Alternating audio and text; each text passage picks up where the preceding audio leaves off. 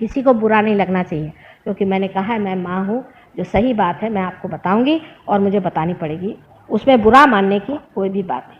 सब लोग समझ से इस बात को समझ लें कि हम अपने गुरु तत्व को हर समय खराब करते रहते हैं, और किस तरह से हम अपने गुरु तत्व को खराब करते हैं वो देख लीजिए। एक तो गुरु तत्व में हमारे अंदर जो चेतना है, जिसे हम अवेयरनेस कहते हैं, इसको संभालने वाला हमारा लिवर है, जिसे यकृत कहते हैं।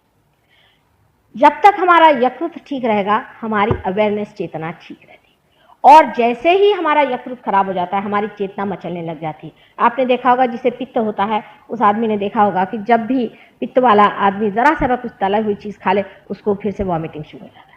पेट के अंदर आपकी अवेयरनेस को पोषित करने वाला ये यकृत है, और इसलिए यकृत का ठीक रखना बहुत ज़रूरी है। अब यकृत क्या करता है? यकृत जो भी कुछ, ये लिवर जो है, ये जो भी कुछ हम जहर खाते हैं, जो भी हमारे अंदर गलती से चला जाता है, उसको अलग कर देता है, उसको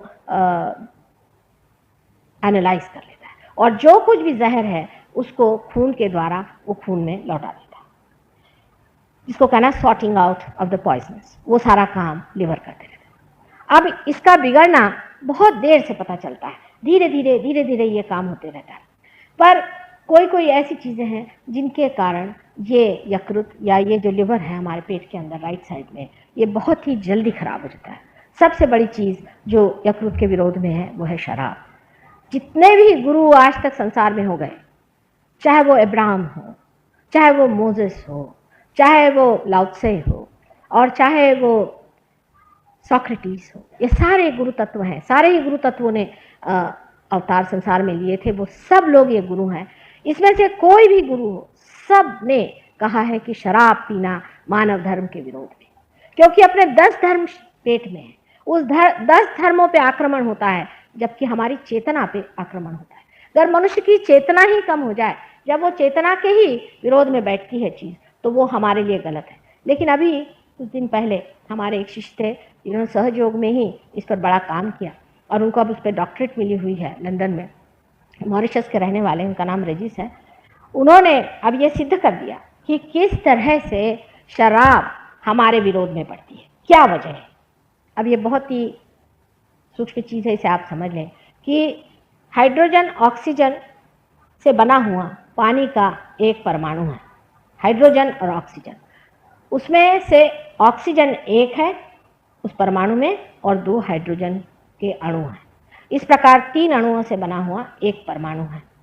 अब जब न्यूट्रल स्टेट में रहता है तो ऑक्सीजन बीच में रहता है, दोनों साइड में हाइड्रोजन रहता है। जब रक्त का पानी जब हमारे लिवर के पास जाता है, तब लिवर से ये जो पानी है, ये जो कुछ भी उसके अंदर बसा हुआ जहर है, पॉइजन है, उसे खींच लेता है। अगर न्यूट्रल स्टेट में रहा तो बहुत ही आसान है। लेकिन जबकि समझ लीजिए ये लिवर है, और लिवर में ऐसे न्यूट्रल स्टेट में वो आ जाए तो वो ले सकता है, लेकिन अगर समझ लीजिए इस तरह से हो जाए तो कुछ भी रिसीव नहीं कर पाता। जब आप शराब पीते हैं तो शराब के फर्मेंटेशन के प्रेशर की वजह से ऑक्सीजन नीचे आ जाता है और हाइड्रोजन ऐसा आ जाता है, और ये कुछ भी रिसेप्शन नहीं हो पाता, कुछ भी ले नहीं पाता, कुछ भी स्वीकार नहीं कर पाता। इसके कारण उसके अंदर का जो पॉइजन है वो वैसे ही बना रहता है। लेकिन आपने देखा होगा कि कोई आदमी शराब पीता है लेकिन उसे टेम्परेचर नहीं आता।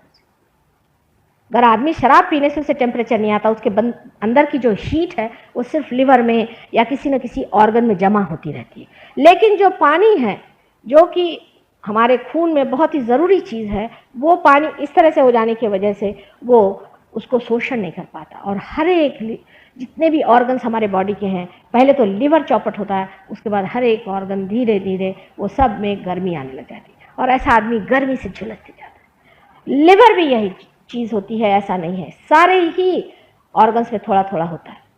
अब यही बात बढ़ करके बहुत बड़ी हालत में कैंसर में होती है। कैंसर में भी ऑक्सीजन और हाइड्रोजन दोनों इस तरह से हो जाते हैं, बहुत ही इस तरह से हो जाते हैं जिससे रिसेप्शन नहीं होता है। और इसलिए आपने देखा कि कैंसर के पेशेंट्स को जब तक बिल्कुल बुरी हालत ना हो जाए बुखार नहीं आता। मुंह पे चट्टे आएंगे, काले चट्टे हो जाएंगे, बदन पे चट्टे आएंगे, तरह तरह की चीज़ें होंगी, गर्मी बदन में लगेगी, बहुत ज़्यादा गर्मी लगेगी, लेकिन उसको टेम्परेचर नहीं। अब ये बात जब उसने पता लगाई तो आप सोचिए कि इंग्लैंड यूनिवर्सिटी ने उसे डॉक्टरेट दे दी। अब ये बात निर्विवाद है, चाहे आप बुरा माने चाहे भला माने, कि शराब पीने से आपकी चेतना तो कम होती है लेकिन आपके अंदर का पॉइजन बना रहता है।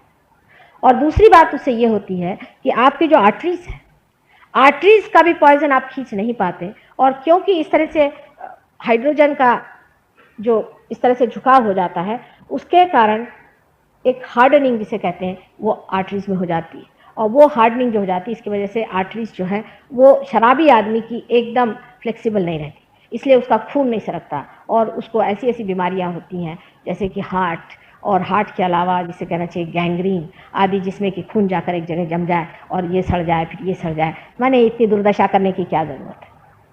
वास्तविकता शराब चीज़ जो है, फर्मेंटेड शराब जिसे कहते हैं, एक तो होता है कि वाइन, वो तो बहुत अच्छी चीज़ है कि जिसमें कि फर्मेंटेशन नहीं हुआ, जो कि सिर्फ रस हो द्राक्ष का, वो तो वाइन हो।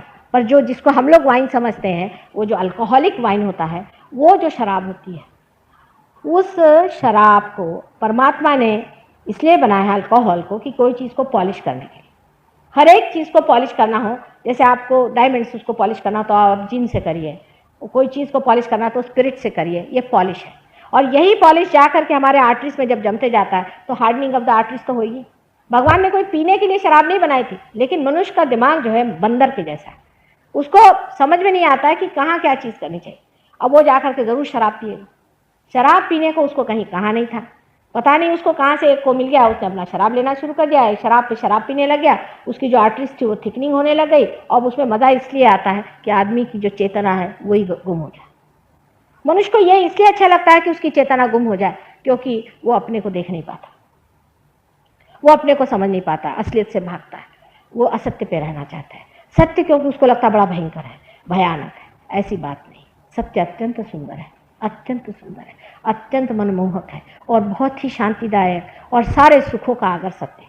लेकिन अभी आप उस हालत में हैं कि न तो आपने सत्य पाया है और न तो आप असत्य में, जो आप बीच की हालत में मानव दशा में आ गए हैं। इसीलिए प्रश्न आया, इसीलिए इन गुरुओं का जन्म हुआ कि आपको समझाएं कि ये बीच की हालत में आज आप पैदा हुए हैं। इसमें इतनी घबराने की बात नहीं, इसमें समतोल रहे, अति पे न जाओ, असंतुलन पे मत जाओ, अपना जीवन अच्छा बनाओ, अपने जीवन में, वैवाहिक जीवन में नम्रता से रहो, अपने घर में और अपने व्यवहार में, अपने समाज में सबका विचार रख के संतुलन के साथ रहो। यह नहीं कि एक आदमी बहुत ज़्यादा रईस हो गया, एक आदमी है कि बहुत ज़्यादा बलवान हो गया, दूसरा आदमी है कि उसने बहुत ज़्यादा यश प्राप्ति कर ली।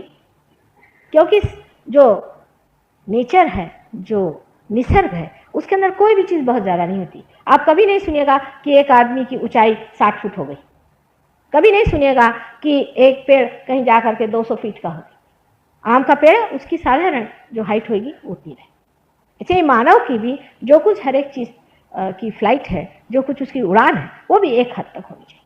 जो आदमी अपने को कंपटीशन में डाल करके इस तरह से पागल जैसे दौड़ता है, उसका वही हाल हो जाता है जो आज वेस्टर्न कंट्रीज का हो गया। एकदम पागल है, पागल।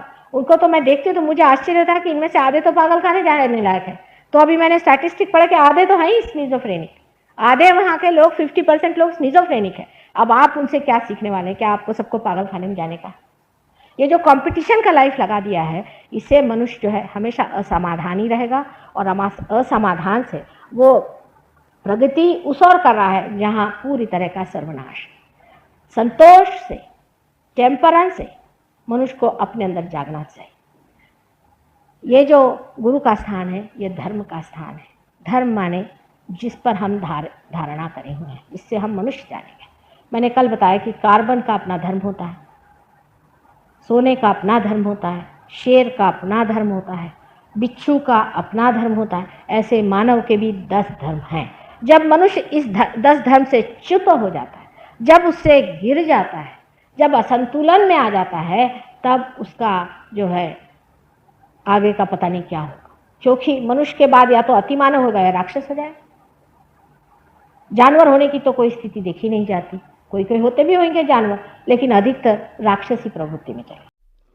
सभी सहजियों से विनती है, हमारे इस चैनल को सब्सक्राइब करके सहज को फैलाने में हमारी मदद करें। जय श्री माता जी।